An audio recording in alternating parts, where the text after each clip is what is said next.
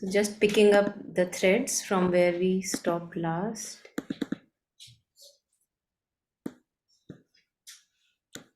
Yeah.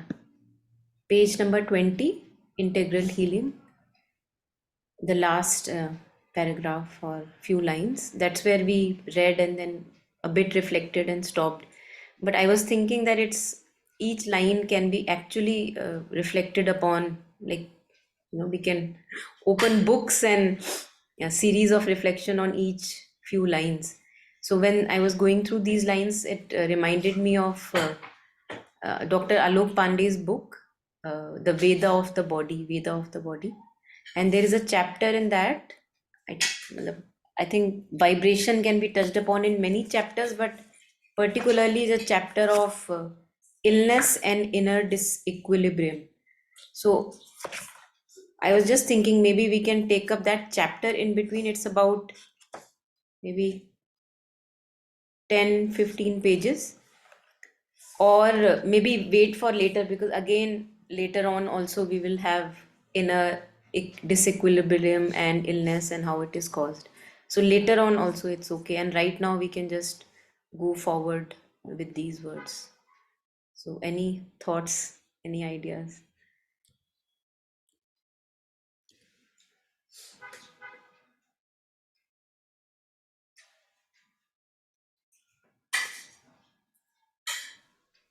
I think since you have read that one, if you feel it's more appropriate to take it now, maybe we can take it or later, because what, yeah. Okay.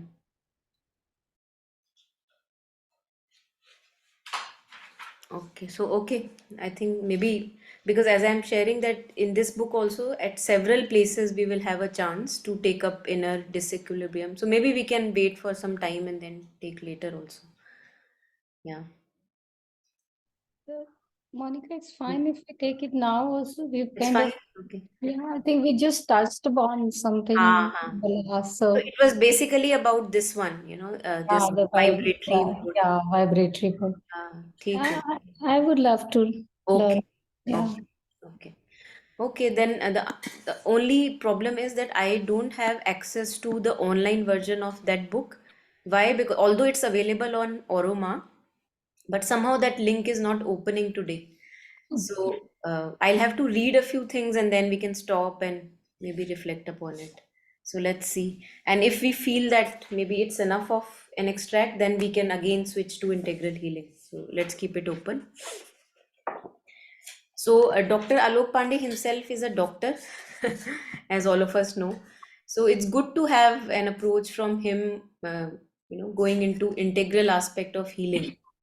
And that's why, and also his words are resonating with most of us, make it simplified to understand the integral yoga. So, I thought, yeah, it would be nice to see his approach. So again, we can take bits and pieces. We don't have to take the whole chapter, and then again stop, pause in between, take questions, reflections, or sharings.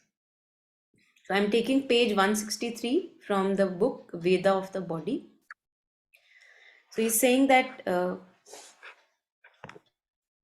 from the consciousness point of view, the disequilibrium can take place in following ways. First, a disequilibrium purely at the level of the body between the different organs. This may happen because of overuse of a few and underuse of others, or a disparity between demand and supply. This in turn may be at organic or at a functional level. In other words, involving the structures or involving only the functions. So he's taking up that different organs are there in the body, and in between one is overused, one is underused. So that can all functional structural changes, because of that a disequilibrium can happen. Then he's adding on further, second point, to this we may add the disequilibrium due primarily to the vital emotions. This is mainly due to excess desires, leading first to an irritation of organs. Now, I think this is beautiful, this approach, consciousness based approach, because nobody ever thinks, everybody talks, oh, how is it possible to live a desire free life? Nobody ever thinks that desire can be inflammatory to organs. Usually, we don't have that idea. Desires really seem harmless. So, he's saying that mainly due to excess desires, leading first to an irritation of the organs, and second, to a false and abnormal increase in demand upon the body. Along with excess desires come almost as a package deal the other two factors that we know as fear and anxiety. So I think this is, whenever there is a want, there is an expectation. Along with that comes anxiety or fear, because what if that want is not fulfilled? So there is anxiety, there is fear. That as if my life is dependent upon that. If the desire is not fulfilled, then what if? So you become anxious, insecure, fear is there. So fear and anxiety coming as a byproduct of being desirous. Fear and anxiety are perverse wills that attract the object of fear by constantly meditating upon it. So, so I think those of us who feel that I can't do meditation, we can see that we actually are meditating upon something all the time. In this case, the object of our desire or object of our fear. We are by default meditating upon it. I think we all can meditate. It's not that we can't. So, fear and anxiety are perverse wills that attract the object of fear by constantly meditating upon it. Yeah, so I'll take a pause here and maybe take reflections if any. Yeah, anyone, anything?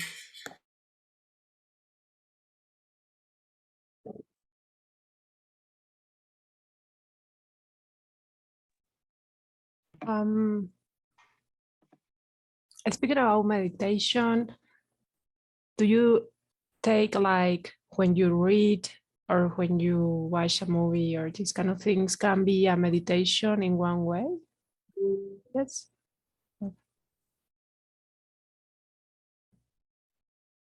I think there are two different things, and some masters have talked about it. Mother has also talked about it. One is meditation and one is concentration. So I think there is a fine line of kind of these categories, but again, there is also a mixing up. It's like we can't say that, oh, this is meditation and this is concentration. Like it's like an overlap, like we used to have in mathematics these Venn diagrams where there is an overlap. So there is meditation and also concentration, and then there is some aspects which are only there in concentration and some aspects which are only there in meditation. So mother's words can be used as a helper here on meditation and concentration. Thank you. Yeah. Yes, Yuan, you wanted to add on something? No, I liked that idea that we are already meditating in something, like it's very useful. Like if we think we cannot concentrate in whatever object of meditation, we might think that we are already concentrating in whatever thing is happening in our mind. So it was a pretty useful idea.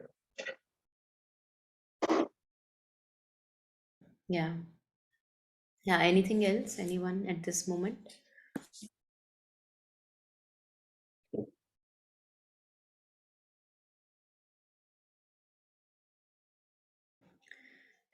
Talking about how desires can lead to physical discomfort, and not only discomfort but an illness. I had a phase in my life where uh, it was a phase full of suffering and pain for me, emotional pain also, and just because I was too much indulged in desires. And I remember during that phase, I had an upset tummy most of the time. So my food was not assimilating properly. And there was no other diagnosis. So this diagnosis was my own later on in retrospect. But there was no other diagnosis. Like the doctor could not find anything wrong with the system. And slowly, as that phase passed on, as the dark cloud of desires moved away, I instantly got a relief along with other factors only. I just can't say that it was just that. Instantly got a relief from that upset tummy. And then later on in Sri Aurobindo, I read that the seat of vital desires is this lower abdomen, which actually was giving me problems then. So it's, for me, I found it very much linked. Yeah.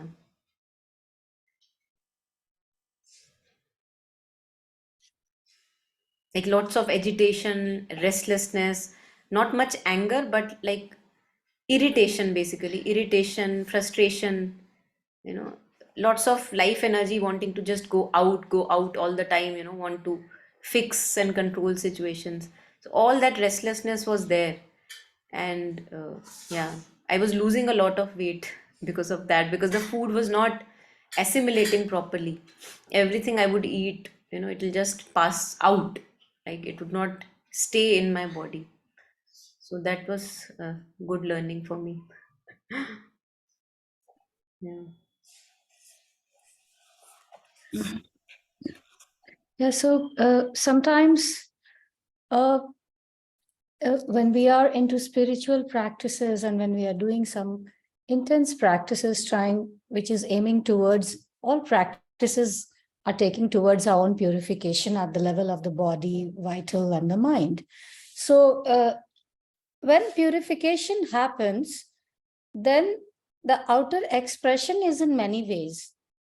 Uh, so as you had said, that agitation and stress, any kind of stress in the body when it has been there for a lot of time, and we are doing certain practices, and once we are just out of it, we realize that there are some discomfort happening in the body in the form of either a upset of the GI tract, as like the stomach upset.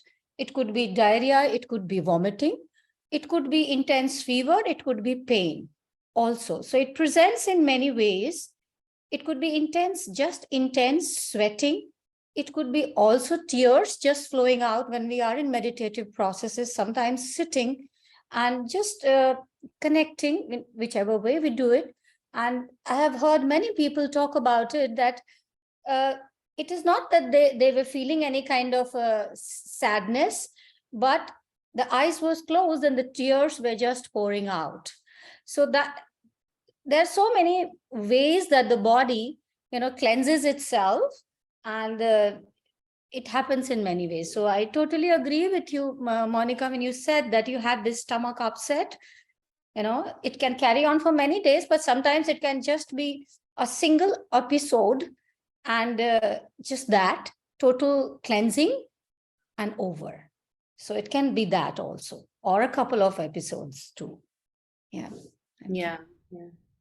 I think it could be, of course, as you said, can be that, but I think in the case that I mentioned, And I don't think it was. it could I also don't. be due to this thing. But when you don't find any other cause of any, well, I'm talking from that perspective. Yeah. I'm not saying that always it is a purification. It Yes. could be that one has contacted a germ, a disease, or whatever. But as I said, that when there has been no illness, no cause as such, but you are into a meditative process, or you're into a spiritual intense process, Absolutely. and by the end of it, even when somebody is fasting in or whatever, there are so many in India, a lot of things, religious practices, people observe fast and intense fast and all that, and though one does not have to, but even that has its own significance, because when you are giving rest to the digestive system for a period of a certain time, and you are aiming at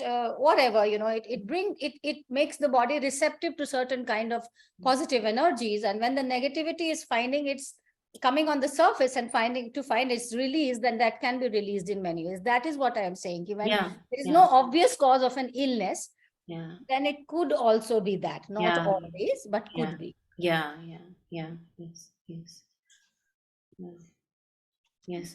Sri Aurobindo, in some of the letters, again, we have limited knowledge and consciousness, so we don't know usually what's the cause. But as you said, that it happens in many cases. So in many letters, particularly in one of the letters where I read about Sahana Deep, so there was a sadhak in the ashram, Sahana, by the name of Sahana, and she used to have was having a period, like a time where she was having a lot of menstrual blood coming out, like it was painful. And when she asked Sri Aurobindo that to have some relief, and Sri Aurobindo wrote to her that tell Sahana that whatever is needed for her is being done, and these whatever is coming out is some like residues of old desires or something, something like that. So this will be the yogic perspective as you were sharing. Yeah, yeah, Yeah, yeah, yeah. agree with you. Yeah. Can I share something, please? Of course, yes, go ahead. Yeah. Yeah, I agree with Priyanka. Like, I would like to share my own experience when I started my, spiritual journey around 10 years back. So when I went for this workshop with my Guru Baba, so there I was able to release a lot. So a lot was going on in my life, and I used to when I used to do those intense meditations, the tears used to fall down from my eyes. And when I came home after 9 days, and I realized that I was having some stomach upset, and it was there for almost 20-25 days, almost a month. So I was having diarrhea. I was absolutely fine, but I was just having bad diarrhea. That later on, I came to know that some sort of release was happening even after those intensive sadhanas when I came home. So this happens, I feel. Yeah, yeah, beautiful. Yes. So I'll go on to the next point, which is the third point here. To these two, we may add the disequilibrium due to the mind. So first was first disequilibrium that he wanted to add on to the structural dislocation in the organs was the vital at the desire level, feelings level, emotions. Then he's saying that these two we may add the disequilibrium due to the mind and its fixed ideas and rigid dogmas and doubts and even so-called rational and scientific beliefs in the causation of illness. And this is very I think liberating to read this, because for me specifically, because when I remember when I was into biological sciences and wanting to doing research for how to find a cure for autoimmune condition, for example, this was my basic stoppage point in objective science, that if I don't know the mental and emotional component of a person, I can't possibly find a cure for any illness. And that was like the beginning of my search, that I have to leave this and maybe go in search for something else. I had no idea then that I would finally, with Sri Aurobindo and Mother, get to this integral approach. But this really resonates a lot. To these two, we may add the disequilibrium due to the mind and its fixed ideas and rigid dogmas and doubts and even so called rational and scientific beliefs. So, all these can be additional weightage to the illness. There are, in addition, contradictory wills in us that add to the misery. There are even perverse wills. Now, most of the times, we are looking at these things as harmless, like this is the way we live. We are made of contradictory wills. We are made of desires. We are made of rigid opinions and dogmas. But we don't see that this is adding on to the illness. That we don't realize. We think that, okay, disease may have happened because of a germ, but this I can just continue be like how I am, the same desirous person, the same rigid ideas, that we are not ready to change. Yeah, so contradictory wills in us that add to the misery, and there are even perverse wills that hold on to the illness for various reasons. I think for those who may be, I don't know, having exposure through relatives or their own selves, whenever, especially people who are run by the vital and they want all the time attention, and they're not getting that attention. Many a times we see that when I'm falling ill, I am actually, a part of me enjoys that attention that comes with falling ill, because at least now I would get that attention, the special care that I was looking for. So to that extent the ego consciousness can go, that it will want me to keep myself ill, so that some I get some attention, from the person I wanted. And for that you are ready to give up your life, you're ready to stay ill. So that can be the amount how ego can eat you up, if we don't keep it in check, and if it becomes the king of our being.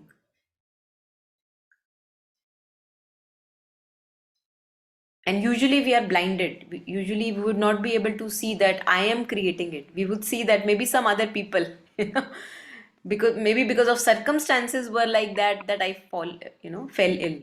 But I would never come to the fact that because I could not get attention otherwise, which I wanted, so now there is a part of my being which now thinks that now I am getting like victim like care. Oh, how are you? How are you feeling? So, the body wants to be ill. We don't, one has to be really honest to see this, that how this can really eat us up. Yeah. Yeah. Any thoughts here? Anyone? Yes, so interesting. This, yes, I agree. It might be difficult to really see this kind of things like getting attention from illness is something that usually can be very subconscious. Uh, I remember the Course in Miracles says something like this, also very much like this. I was remembering some dialogue from Mother where she says that, like, she was astonished about how we can hold in our mind so contradictory ideas and things, and sometimes I see texts or posts in social media about some psychological ideas of deep psychology about integrating our shadows, integrating ourselves. And sometimes I find that there is an underlying idea that integrating is equal to accepting that we have a lot of contradictory elements and good and bad things, and I think it's half true. Like, it's a good starting point to accept that we are not already full of light, and to acknowledge all of our shadows, and that's okay. But at the same time, I believe we have to do something about it, like have discernment about what is true and what is false, and do something to really integrate ourselves, and don't carry this contradictory elements that take us from one point to another. I don't know. I'm thinking about this. Yeah. There is a little difference, and if you are interested, maybe online also we will get the differences. Somewhere I read and it made sense. I don't know where I read, maybe with Mother or Sri Aurobindo, that there is a difference between the word integral and integrated, because integral is not same as integrated. And maybe it was Kirit Joshi's archives I was reading, somewhere I read. And because see, in integrated, I am like, there are 10 things and I'm putting them all together on one platform, like I'm integrating, okay, there is a commonality and I'm putting. But in integral approach, you're finding first the center of your being, and then going outwards, that each element of your being is listening to that center. So it's, that's why Mother uses unify yourself with that central aspect of your being. So it was very interesting for me that there is a difference between integrated approach and integral approach. Yes, yes. Mm. Yes, like in Mother usually says that we first have to find our psychic, our soul, and then everything can be integrated around it, and not in any other way will work. Like it's, our mind cannot fully integrate our parts. Yeah. Yeah. Anything else? Anyone? Yeah, well, this is very interesting for me because I have situations when I was child, and then I keep. I mean, my family, my parents divorced and these kind of things, and they usually they always was working, you know, like never at home. So I don't know how I developed this identity of get ill, you know, and then mom and dad, that they was divorced and always fighting, they have to be together, you know, because I was ill. So and I was so happy in that moment. That was the joy of my life, you know, and that was my aim, that they be together again, you know. Even sometimes I see it in my subconscious, you know, like still thinking there. And it's like, what weird I am. Like, I mean, like, saw little children there, like child, like trying to, and I build that identity so much, like a little bit ego, victim identity, yes, that every time that someone fight in front of me or scream or make a really like a bad thing, I get ill. Get subconscious. I mean, I have epilepsy and I have this, but I am really like thinking that is maybe coming from, or that habit that you build inside, no? Like, so then it's like, oh my God, how are you going to change the habit that is built like since childhood? No? So it's just like, oh my God. So I just, it's so beautiful to observe it, that just to work with that. I mean, it's not so easy, of course. It's just like very, very, because many people told me, and I didn't, I mean, I think vanity doesn't want to believe it. Or I don't know which part, but it's like, yes, so. That's beautiful. That's a wonderful example, actually. Wonderful example. And this is actually very true that it happens that, you know, as a child, that served you well, right? This is how letting go becomes so important, because there are some habits that had been beneficial for me in the past. Like you said, you know, you as a child, you wanted that there is togetherness in the house and mom and dad are together, you know. So, and you saw, oh, this works. So whatever works, you know, you made use of that. But now as you grow up, that habit is now more like a trouble for you, and it's not doing anything. It's like serving no purpose. So as a child, in your own understanding, whatever understanding was there, you use that as a therapy to get the, you know, parents together, and it worked. It had a value then, but now it doesn't have a value. Now you see that I keep on constantly, falling ill, and I mean, there is no purpose that it's serving. So actually, if you intend very, very deeply, and it's like a pure intention that no part of your being wants to hold on to that illness, what was being shared, no part of your being would want. Now you know that even if two people are together and they are not really happy together, now as an adult, you know that it's better that they say separate. Now I'm confident enough in myself. So togetherness doesn't mean everything. We can be distance, yet there can be people happy in their own lives. That's also okay.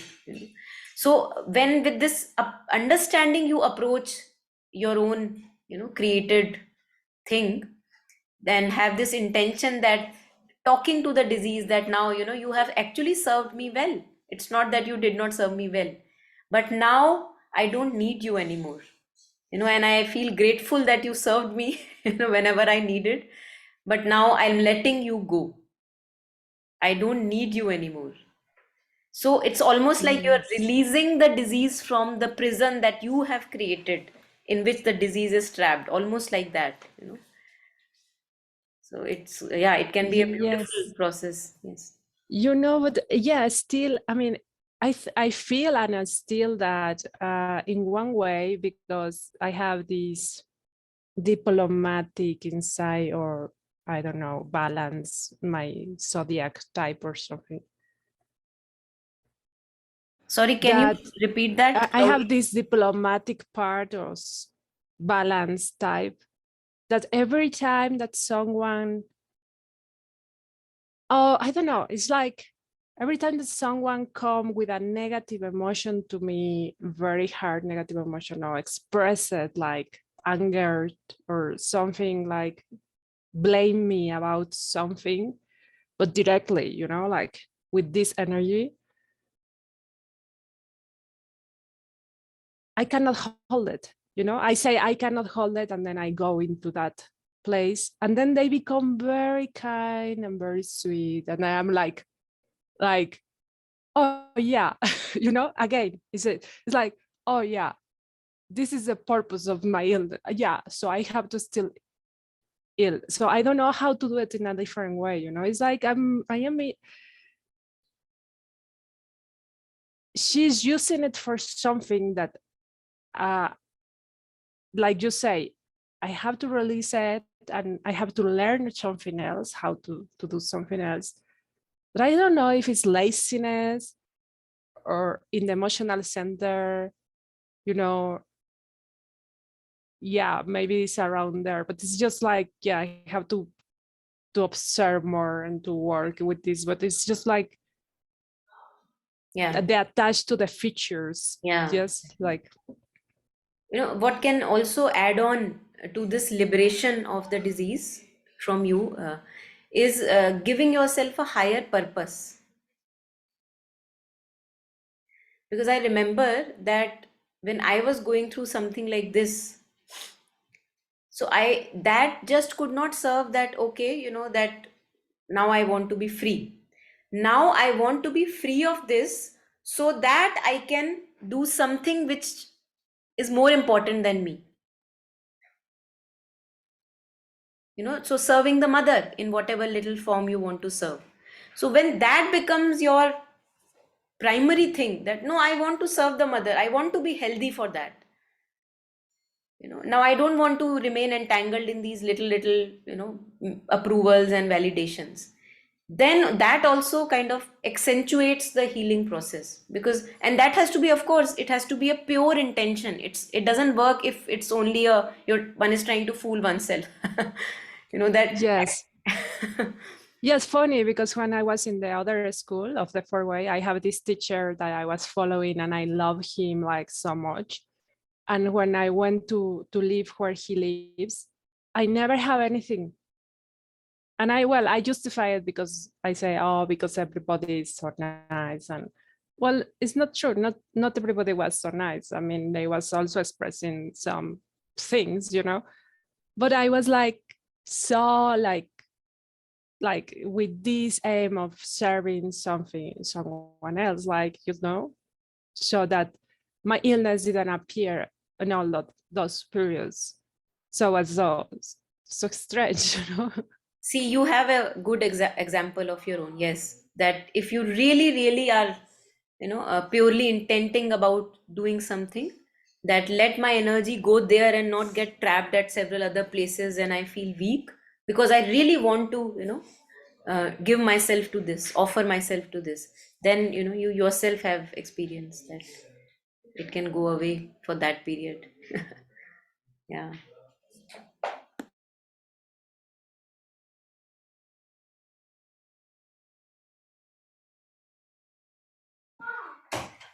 Okay. Anything else? Anyone at this moment?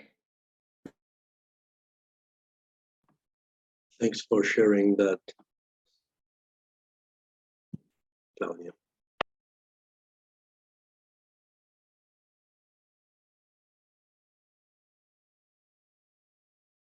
Yeah, I'll just continue with our points. So I was on third, yes. Then the fourth point is, then there is the additional factor of different pace of progress in the different parts of our nature. So first point is that organic structural changes in the organs. Second addition to the disease is my desires, my restlessness, agitation in the being, plus along with desire, fear and anxiety. What if the desire is not fulfilled? Then the third point was mental rigid dogmas, rigid opinions about life, rigid beliefs about how life should be.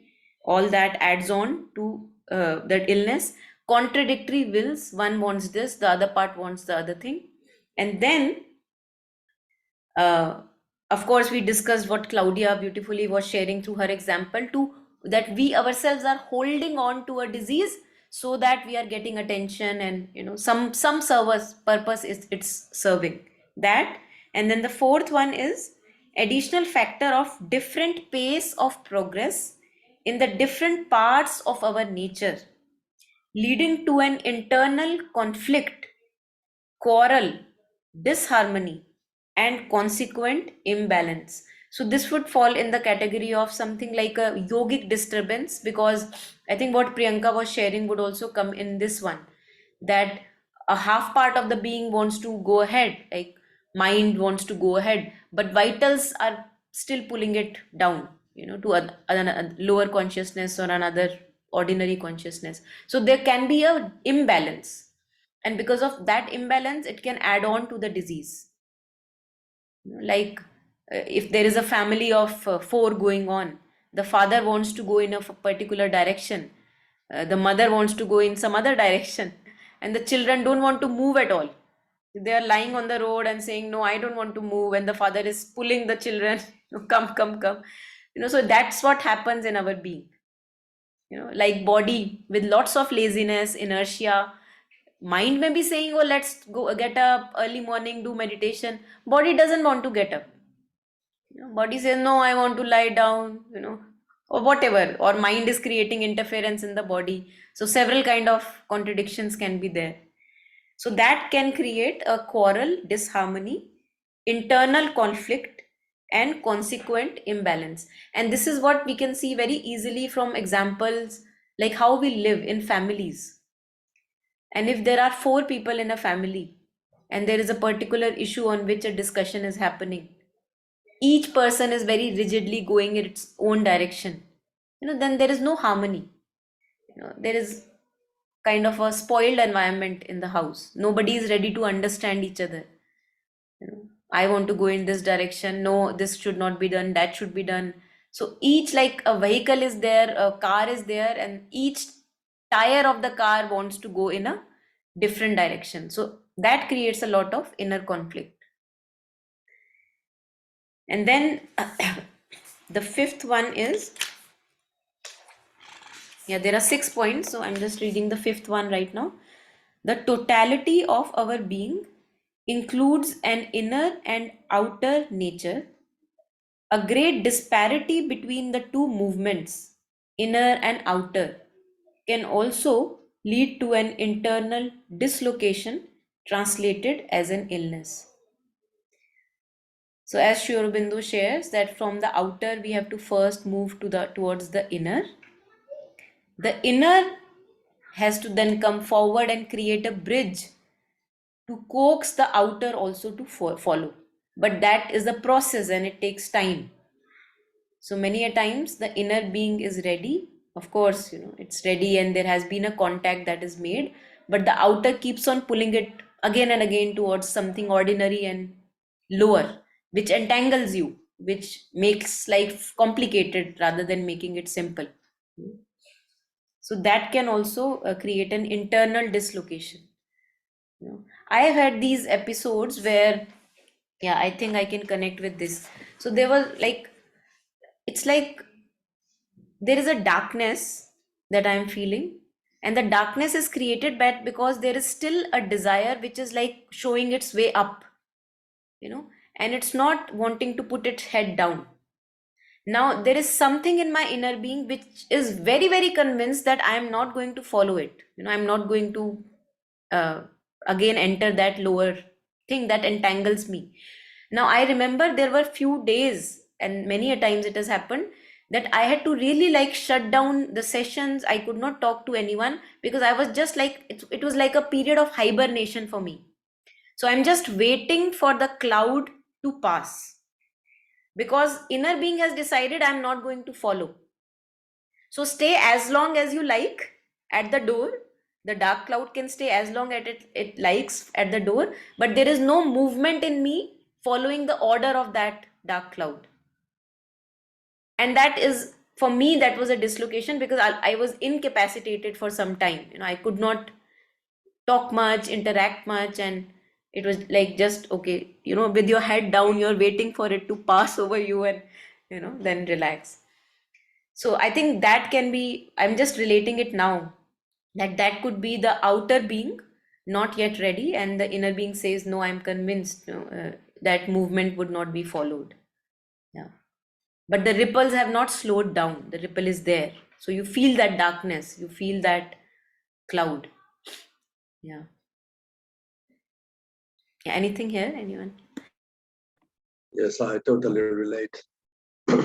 I felt too in some period that I was a little in occasions overwhelmed by negative emotions and I got to a point where I could see myself like being hosted by this, and like, okay, I don't want to talk to the other person from this place, but at the same time I couldn't just find a better place from where to speak to the other. So I was like paralyzed, like, okay, at this moment I can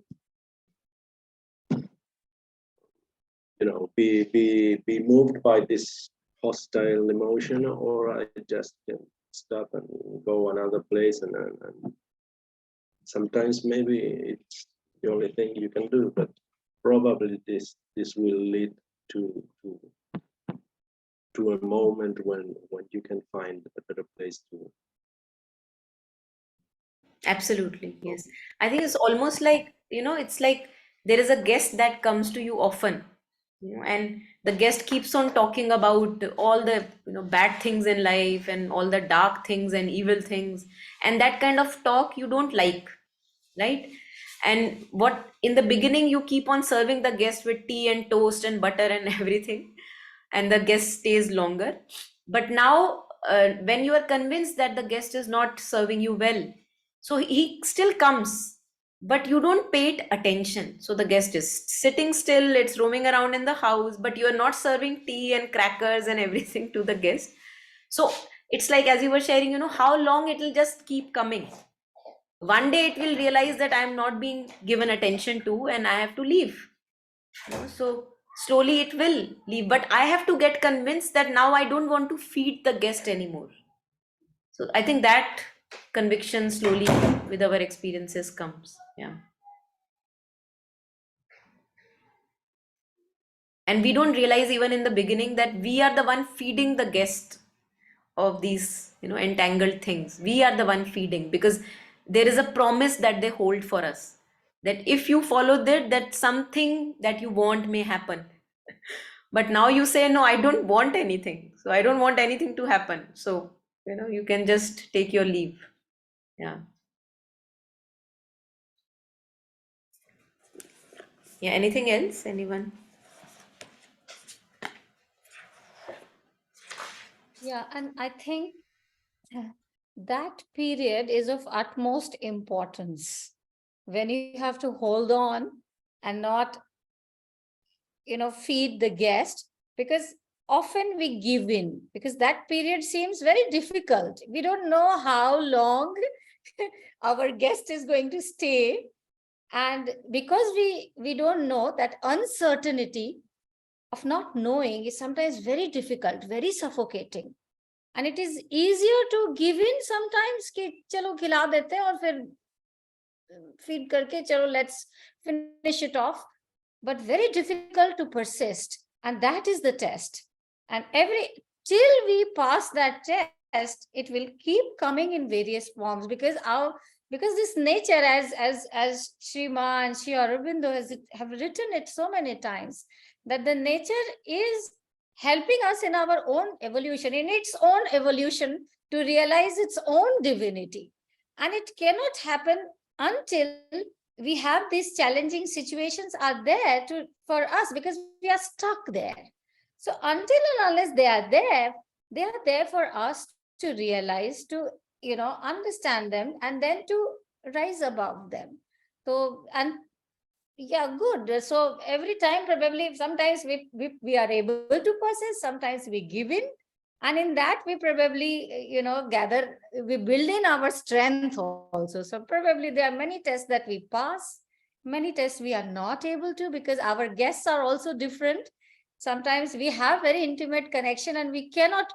It's so difficult, Monica, sometimes that you cannot always ignore the guest. The situations are such that because if you ignore, you will not feel good about it also, that it is going to make you feel not nice, because you've grown up into a certain way, you've grown up with certain things, and there is a certain way that one is supposed to behave. Certain situations are that, but yes, you are right, that in all that we have to learn to rise above that. Yeah. Thank you. Yeah. It's like when you were sharing, it was coming to me. Now, the guest is sitting in front of me, and all I am doing is just waiting for the guest. When will it go away? So I think it really helps what Mother says, that we should have an aim in life, and depending upon the quality of the aim would depend the quality of our life. An aimless life is a miserable life. So in that sense, it really helps me that if, yeah, I see the guest is there, but I'm not just waiting for the guest that when it's going to leave. I have other things more important to take care of. So when that higher aim, I think, which I earlier shared also, when something higher than me is there in front of me, to which I have to offer myself, and to each one his own. So for each person, depending upon his nature, inclination, skills, expertise, talents, abilities, that area of offering would be different. So I think if I have some other occupation to attend to, meanwhile, while the guest is there, then I just don't have to keep like waiting like this, and when would you leave, when would you leave, I'm still waiting. So that doesn't have to be there, because there are other things that I have to attend to. So that, I don't know, it feels like it makes it a little bit kind of Yeah. yeah, just thinking about it. Yeah. A perspective, yes, makes sense. Mm. And also that sometimes, yes, you can do that, but sometimes it's so that you're not just thinking about your own self. Sometimes that guest is equally important, and the idea is not just to help one's own self, but to also help that guest rise out of their situation, because it is not just about me, it is about us. So until and unless it is us, me alone is not enough. So sometimes for that reason, you have to entertain, get into the, again, coming to my mind is the example of lotus, a beautiful example, that even if you are in the mud, you have to use it as a manure. Yourself, you have to use it as a manure. And while you yourself remain lotus or try to be like lotus, you help other lotuses who are still stuck in the mud to rise above. So, and in that process, sometimes you might get stuck in your own evolution too, but, stuck in the mud. But that is how life is. It's not just my story, it is our story. And I guess, yes, have I complicated it? I don't know. No, I think even if you have complicated it, we know that it's complicated. And Yes, parallelly, it true. is very simple, Yeah, true. We have glimpses where it's very simple, Life and is then, life. Yeah, yeah. So life is that's like completely okay. Yeah, that. completely. Thank you for allowing that. The idiosyncrasies. Thank you. So maybe you can just take up the last point here, the sixth one, where he shares, finally, we do not exist in isolation. I think that would actually resonate with what you were sharing. Finally, we do not exist in isolation. And therefore, even if we were to isolate ourselves physically and harmonize, we cannot isolate ourselves fully at a deeper level. So I may go to a forest, I may go to a cave, I may be very aloof physically from other elements which may cause conflict. And yet he says that we cannot isolate ourselves fully at a deeper level, at the level of mind, emotions. All those people are still in us, all those situations are still in us. The disharmony between our being and the physical and psychological environment around us is another factor that is the causation of illness. So we know, if there is discord in the family, if there are people living together who have really grown apart, not in harmony, that can, in many situations add on to the illness also. Disharmony between our being and the physical and psychological environment around us is another factor in the causation of illness. There are even forces of illness and disorder, not only the gross ones that we know, but subtle ones, concealed even to a microscopic sense, but revealed to the subtle sense and vision of the yogi. So, what a microscope not be able to catch, a yogi can catch. It has the vision, it has the subtle vision. A microscope may not be able to see the energies that are changing when people are entering, leaving, passing a word, but the yogi is able to see these subtle changes. These and other, and I think that would come into the occult realms, because what is not that tangible. These and other factors contribute to the formation that we call illness, an end product of many processes. So I think it's good to know that uh, it's a very large view and complex interplay of forces that are there, and not just very simple, okay, I ate this and I had this illness. No, because other people also ate that. Not everybody had that illness. So many a times it happens the same thing is eaten by 10 people and not everybody falls ill. Why would that happen if the illness was only purely because of that thing that we ate? So we know that there are many other things also here. I It's think, yeah, yeah. sorry. It's like the intention you place in the food when you eat, no? Or like even if it's something very bad, You know, I remember to see someone that was working a lot in himself. He was in a very high conscious of level of conscious, like number 5 or something. And he came to Mexico once, and in Mexico City, and he drank the water from the sink, what is very bad, you know, because we don't have very water to drink from the sink. And then I was like looking at him like, oh my God, you're going to get ill. Like he said, no, my machine can handle, my body can handle, you know. But like, wow, you know. So, but he said, you don't do it. You don't do it. I don't know if it's also the body and the mind that can handle that. Yes. Yeah, of Like, course, of course. I think that's a very big part of it. Yeah.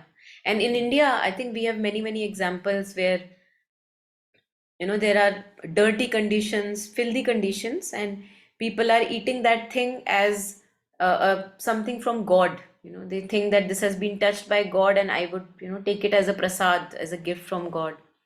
It has been eaten up by gods, so I can now partake of it. And they don't get ill. But if I from city with a doubt in my mind go to that location, which other villagers and other people may be actually eating and having fun with it, but with doubt, if I go and eat it, not in faith but in doubt, then there are high chances of me getting ill. So better not touch it if I'm in doubt. Yeah. And in faith, many things just don't touch us. And Mother has shared, all of us may know, you know, that Mother has shared so much about faith, that it's not really a medicine that cures, it's the faith that cures. So I may have faith in homeopathy will cure me, I may have faith in Mother will take care of whatever is, you know, I will be guided, whatever is suitable for me. Water, if I have faith that, okay, this water has been kept in Mother's front of Mother's photo for this long, and now this is ready for me to take and I'll be cured, that can cure. You know, so it's my faith which is curing, or it's my doubt which is causing an illness in many, many cases. So that also is a very big part. Yeah. yeah, like now I can see like many people have faith in organic food.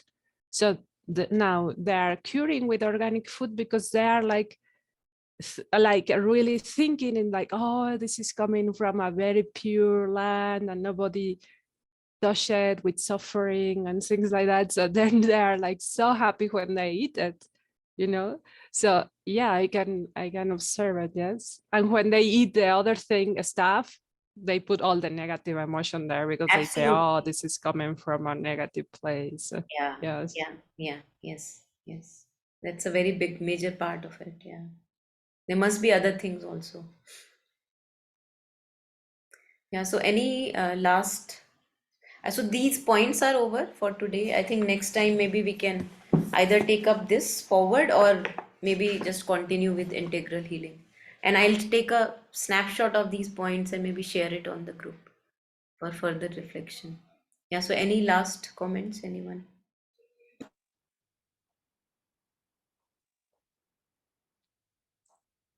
Yeah. Firstly, thanks to Priyanka for asking you to take these points. They were very, revelatory. And I don't know how to put it because I think I would want to say that my blindness surprises me. Like how beautifully Claudia could link all that, right? And yet there are so many things happening in me around, mostly in me, like for the topic that we are on, that I don't know why it's happening, right? The guests, because it's not one guest, right? They are coming, they have occupied different places. I keep serving them, not realizing that because of this person, or this thing, this thought, I'm going through that disease, 96% of diseases are psychosomatic. The science says this. So they obviously recognize that. And yet, I obviously call myself that I am the body. And how unaware I am that what is leading to what is sitting in me, what is the cause of that. And so happily I'm living this life. So, I mean, the things that I'm running after, nothing giving me nothing. And I don't even recognize the instrument that I'm using to run for years and years and years and lifetimes, that, I'm holding on to things. Okay, this happened, that happened, and I'm sitting on it. Like you said, a rigid thought, right? Okay, that's leading. A desire, that is leading. Fear, that is leading. So that I am never looking at that, right? All again because I feel everything is external, because my eyes are external and how I am. And yet, it's so beautiful that the body also knows if I am just willing to sit with it, if I just give it some time, which is strange that for that I need a reminder that, oh, sit with it and look at it. And, I also remember that, say, once my father had some issue in the back and he got, so many things done, like CT scan, X-rays, whatever, went to the topmost doctors in India. And they just said, no, no, no, it is psychosomatic. There's nothing. But he kept insisting that no, there is something. I feel something. And finally, after I don't know, 2 years, the MRI was done and there was a cyst. And the doctors were shocked that this is such an unexpected place. And, like they had actually given him just anxiety medicines that, you're feeling something. So it's again, it just, the whole session kind of just, first of all, also reminded me of, that vigilance, that if I'm just more mindful, if I'm just more present, like firstly, why I am not present is a different topic, right? Like, and yet if I can start now that I know seemingly more, because whatever you were reading, although it was revelatory, and yet it felt that yes, I should know this, right? I do know it, and yet I cannot put it in the words that I was listening to, right? So it's just so much is dependent on me, and there's so much that I can know. But for that, I'll have to stop giving attention to the unnecessary things that I keep giving attention to. Otherwise, we have seen that these things don't have much time in our life, right? One thing I realized 15 years back, I will give that as an example, but I'm not present. I'm not present, and so much is happening. And by my mere presence, things can be just given up, just released very lightly. But then that would maybe, I don't know. It's about how I'm used to doing things and not used to doing things. I think maybe it's coming down to that. But maybe I can now change my ways to see what all is at stake, right? Because when it comes to body, we, pain, suffering, we are more cautious, right? Maybe we want to say, yes, yes, tell me what to do. Yeah. Thank you. Yeah, thanks. Thank you so much.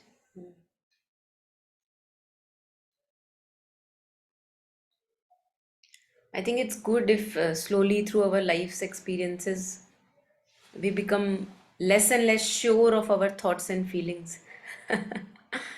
So as to not give them that much of attention and, you know, belief that we give them right now. And then there would be no point of, because if I become scattered because I believe in what I'm thinking. I become scattered because I believe in my storylines. I become scattered because I believe in my feelings associated with this, that situation, person, everything. But if all that belief now slowly with experiences of life, I become unsure and unsure that no, that's just coming up and I don't have to give it a rigid form, that thought or a feeling. And as mother says, to completely solely rely on the mother for everything. And if there is a true need, then mother will provide for that need. It's impossible that it would not be provided for. So complete reliance on the divine for everything, as mother says.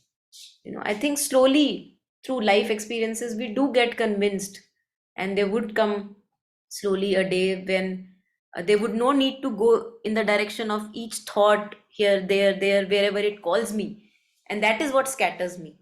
If I don't believe all those happenings, creations of my own, mind, then I can more remain ingathered and, with the mother, knowing that if there is anything truly there which is required for me, it will be provided by the mother.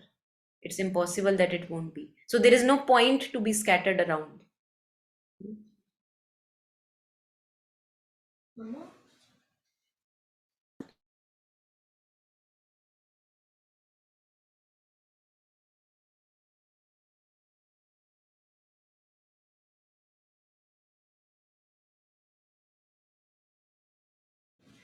Yeah, anything else? Anyone, any last comments?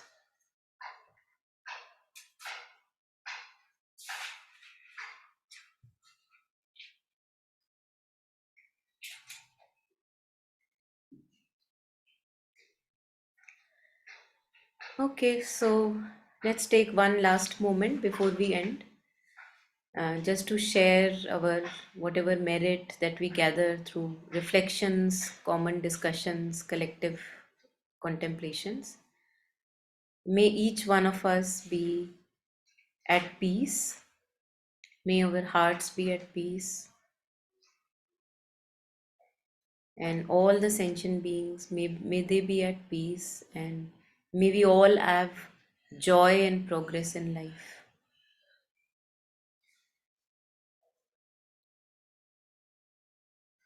And may all this merit be shared with everyone.